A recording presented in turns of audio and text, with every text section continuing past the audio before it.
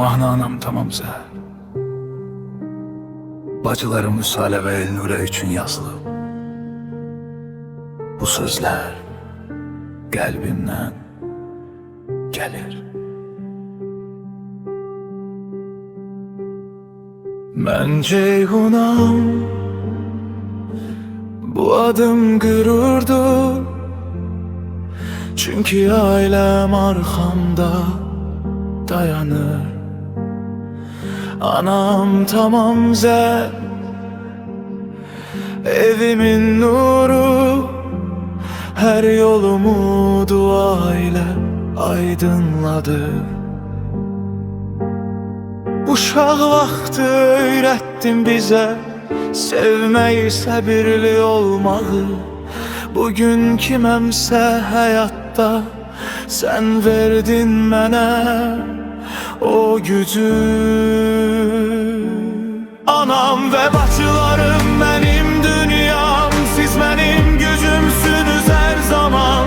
Müsaade Elnure, bilin ki kardeşiniz yanınızdadır her an. Ne baş vererse bu hayatta ben sizi tek koymaram. Çünkü siz benim ailemsiniz, sizi ürəkdən koruyaram.